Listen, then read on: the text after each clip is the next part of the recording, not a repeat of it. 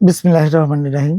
প্রিয় দেশবাসী, অলরেডি আপনারা অনেকেই জেনে গেছেন মাগুরার আসিয়া ধর্ষণ হওয়ার পর মাগুরা সদর হাসপাতাল, ফরিদপুর মেডিকেল, ঢাকা মেডিকেল সর্বশেষ সম্মিলিত সামরিক হাসপাতালে চিকিৎসাধীন আছে।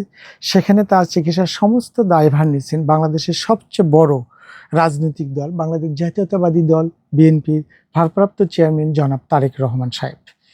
উনি নিজে কথা বলেছেন, ভিকটিম পরিবারের সাথে কথা বলে সমস্ত দায়ভার দিয়েছেন। এবং বিএনপি জাতীয় স্থায়ী কমিটির সদস্য বেগম সেলিমা রহমান, উনিও সরেজমিনে গিয়ে দেখা করছেন, ভিকটিমকে দেখেছেন।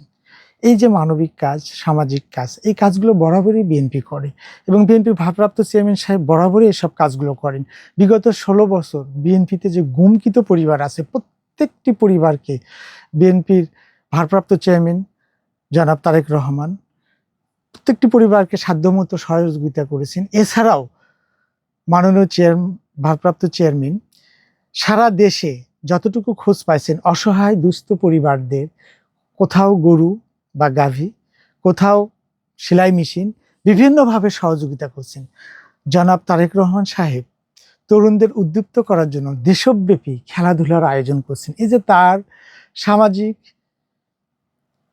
তার খেলাধুলা সম্পর্কীয় কাজ, এগুলো সারা দেশব্যাপী ছড়িয়ে পড়েছে। সর্বশেষ জ্বলন্ত উদাহরণ তিনি দিলেন। বাংলাদেশে তো অনেক রাজনৈতিক দল আছে, এখনো আছে, কিন্তু তিনি সবার আগে সর্বপ্রথম নজির স্থাপন করলেন আসিয়া এবং আসিয়া পরিবারের পাশে দাঁড়িয়ে। তিনি শুধু এই সহযোগিতা না, তিনি 5 সদস্য বিশিষ্ট আইনজীবীও দিয়েছেন আইনগত সহযোগিতার জন্য। তার এই সামাজিক সৃজনশীল সহযোগিতামূলক কর্মকাণ্ড অব্যাহত থাক, এই আশাবাদ ব্যক্ত করে আজকের এই বার্তা আপনাদের মাঝে জানিয়ে আজকে আমি এখানেই শেষ করছি।